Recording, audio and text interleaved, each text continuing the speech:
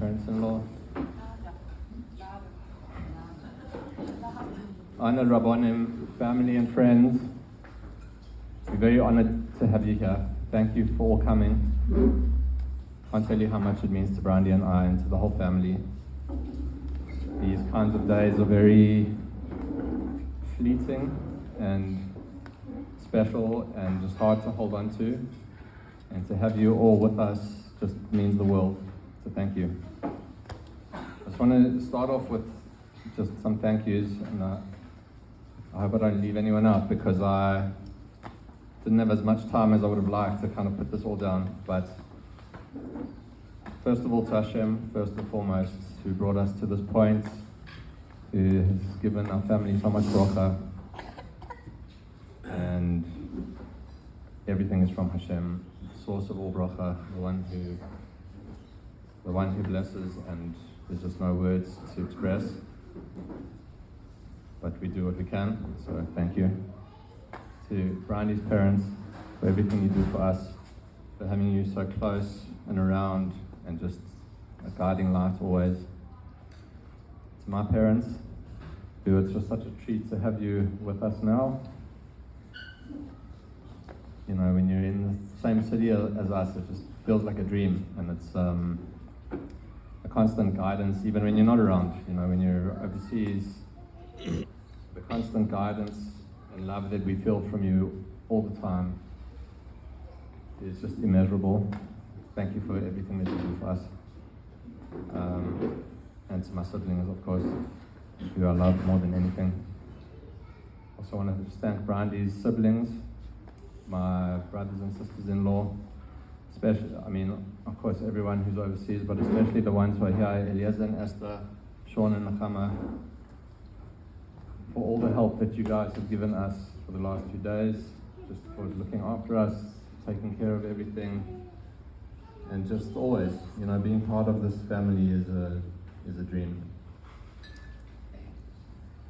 For this beautiful bris, I have to say thank you from the bottom of my heart to Jackie Altula. I'm not sure where she is, but thank you, Jackie. To those days after the birth and knowing that there's a bris to organize, and you just took that weight off of our shoulders and just so easily put this together, and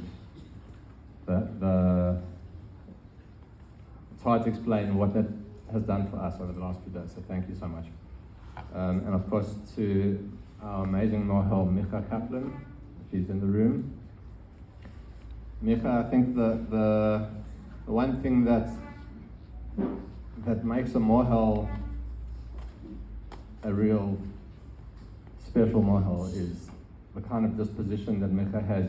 From the moment he came, he's done, you know, all of our boys, and just the calmness that he brings into the home, and he just walks in and just sets you at ease, and it's a very beautiful thing. So thank you, Micha. Also, just quickly want to thank our kids, Rachel, Alex, Misha, Suri, for being who you are. And then to all our families, our friends and the communities, to all of you who are here, what you add to our lives, what it means to be part of a community. You know, Brandy and I are coming from the Chabad of Hyde Park community. We feel very much part of that community. Please God, we'll be moving into this community very soon. We've already have, for years and years, felt very much part of this community. So thank you for being there for us. Thank you for being here. And then last, but of course not least, Brindle. Also, his words can't express the kind of wife and mother that you are, and what you bring to our family, and how you carry us all, and sort us out all the time. Thanks, Brian, what you've gone through over the last however many months and years, and it's just words can't express. Thank you. Okay, I'm going to try to be quite quick and want to just move on to the name and speak briefly about who our little Akiva Tuviya is, where his name comes from. So first of all, he's named for two of the greatest people that have ever lived.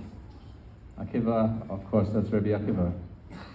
So, and Tuviya, So the Gemara tells us that Moshe Rabbeinu's name, that his parents, one of the names that his parents gave him was Tuviya. It says when he was born that they saw him, he was a little boy and he was good, he was Tov.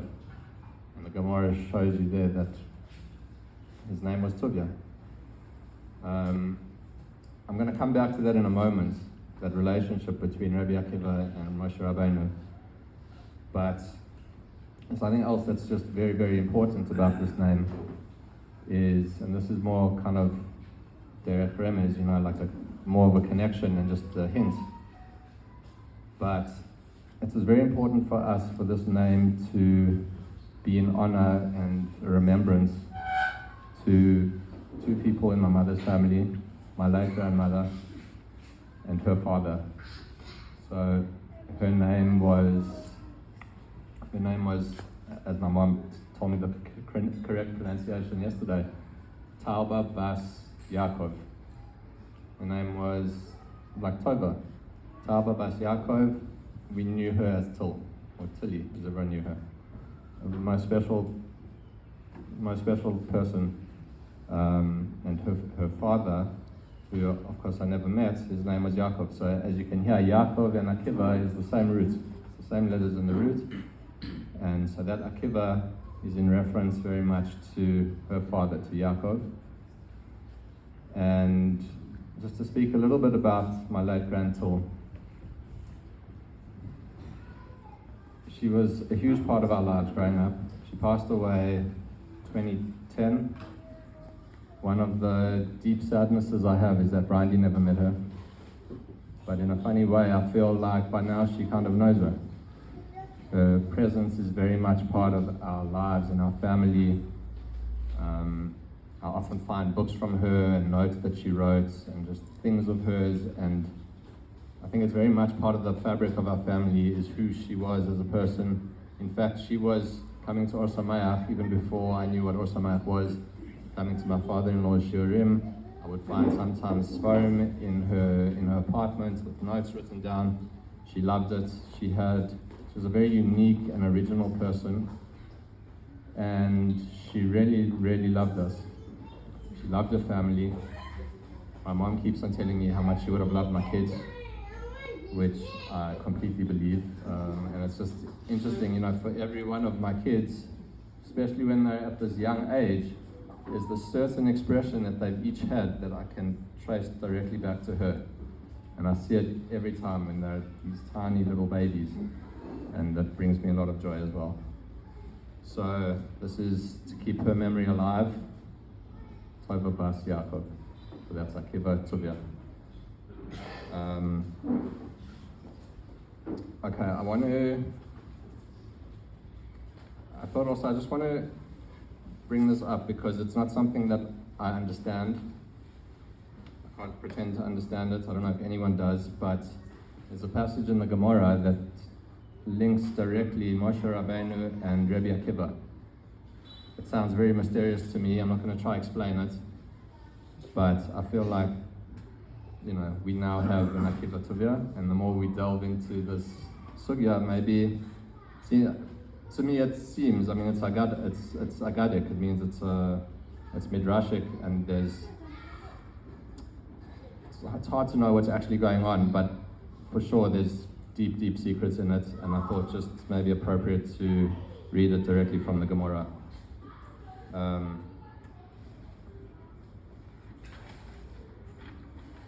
So, Omar Rav Yehuda, Omar Rav. Rav Yehuda says in the name of Rav, B'sha'ah she'ala Moshe lamarim. There was a time when Moshe Rabbeinu went up to the heights. He went up to Shamayim. Mitzawai la Kadosh Baruch Hu, and he found Hashem. He saw Hashem, whatever that means. She'yoshei v'koshek sarim lo'isyos. Hashem was sitting and tying the crowns onto the letters. So if you've ever seen a Sefer Torah, there's certain letters in the Sefer Torah that has they're called tagin, 3 little lines, little crowns on top of the letters. Hashem was, so to speak, tying these crowns on top of the letters of the Sefer Torah. And Moshe Rabbeinu said to him, Ribono shel olam, Master of the universe, Mi ma'akev al yadcha, which I think that means who's holding you back? Why can't you just publish the Torah as it is? Why do you need to add on these little marks? And Omar Loi, Hashem said to him, Adam echad yesh, there's one man, she'asid li yos b'sof kama doros. He's going to be in the future. He was many generations after Moshe Rabbeinu. There's going to be this one man, Akiva ben Yosef Shemai. His name is Akiva ben Yosef. She'asid lidrosh al kol koitz v'koitz, tilin shah halachos. Hashem says to Moshe Rabbeinu, this man, Akiva ben Yosef, in the future is going to be able to darshan heaps and heaps of halachas out of these crowns. Omar lefanav, so Moshe said to Hashem, Ribono shel olam, Areihu li. He said, show him to me. Moshe Rabbeinu wanted to see, who is this person? Omar loy chazor la'acharecha. So Hashem said, turn around. Halach v'yoshav b'soif shmoina shoros. Moshe Rabbeinu turned around and he found himself sitting in the base medrash of Rabbi Akiva, 8 rows back. He was there in the classroom listening to Rabbi Akiva talk, teaching his students. V'loi haya yadaya ma hein omrin. Moshe Rabbeinu, the great Moshe Rabbeinu, the one who brought down the Torah from Shamayim, didn't understand what they were talking about in this base midrash many generations later. Toshas kocho, so he felt very weak. He was despaired. He was upset. He couldn't understand this Torah that they were talking. But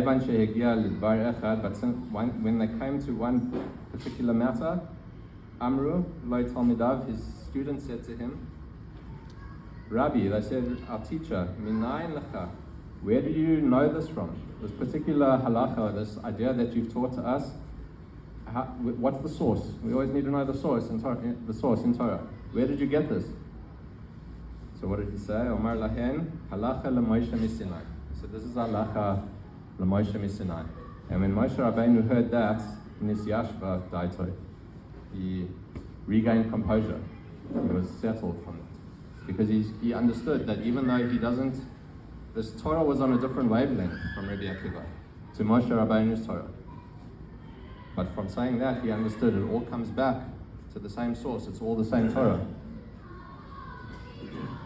So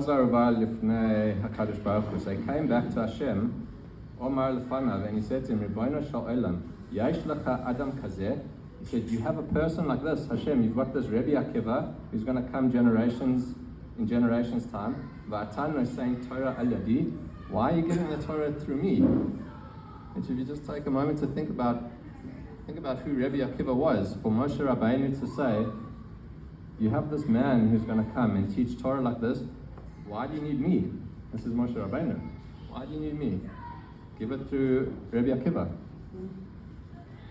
So Omar Loi, what does Hashem say? Soik. He says, quiet. Kach Allah b'machshava l'fanai. This is, Hashem says to Moshe, this is how it's come up in my thoughts, so to speak. Again, I don't know what that means. But in other words, you can't understand, Moshe Rabbeinu. This is something that you're not privy to.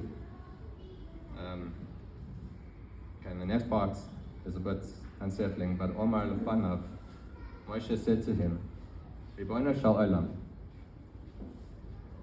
Irisani Torah soy. So now that you showed me his Torah, he says to Hashem, Hareini scharoi. Now I want to see his reward. Omar loy, Hashem says to Moshe, Chazor lacharecha, turn around. Moshe turns around, Chazor lacharav, Ra'a sheshoiklin b'saroi b'makulin. So we all know the fate that Rabbi Akiva suffered at the hands of the brutal Romans. And Moshe Rabbeinu saw that. He saw the aftermath of that. And he couldn't understand. Omar lefanav. So he said to Hashem, Ribono shel olam, Zoi Torah v'zoi scharoi. This is your Torah and this is the reward that the great people get for your Torah. Omar loy. So what does Hashem say? Soik, quiet. You can't understand. This is how it's come up in my machshava, says Hashem, in my thoughts. So like I said, a bit of a cryptic, that's where the Gemara ends, then it moves on to a new point entirely. Doesn't offer any more explanation. But this is the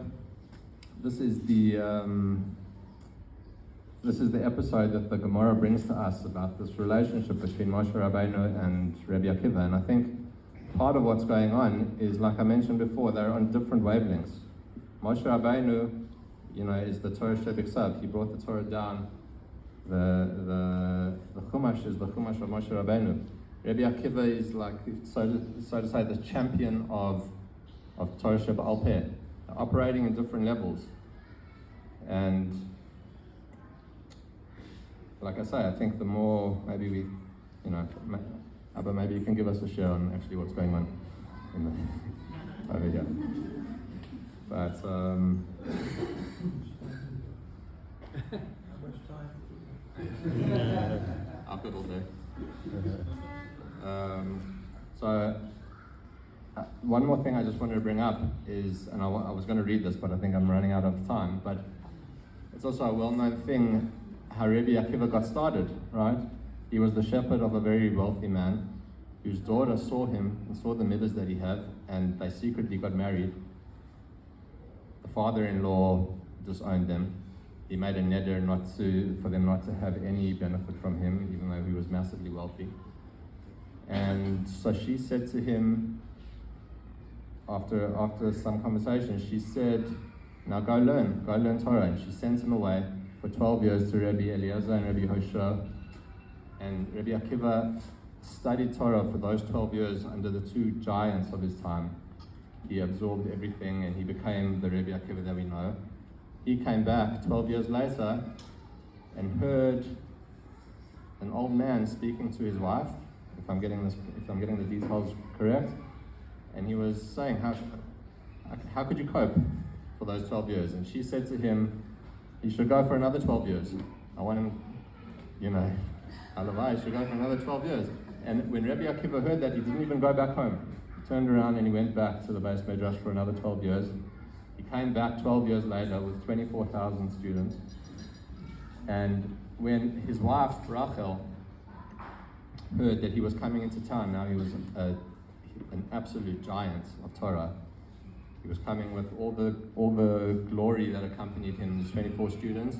And she came to him and started kissing his feet. And the students got very upset. She tried to move her away. So what did he say? Everything that I have and everything that you all have, it's all hers. He said about Rachel. So I want to give a bracha to our little Akiva Tuviya, that he should have the same Torah as Moshe Rabbeinu, that comes from the Deveikus to Hashem, comes from just the connection and it's just a channel that comes down, and he should have the Torah of Rabbi Akiva, which comes from real Amelus. Can't get that kind of Torah without toiling. You should please God be able to operate on those two levels, and you should grow up to Torah, Chuppah, and Ma'asim Tovim. Please God, you should have a wife like Rachel. Thank you all for coming.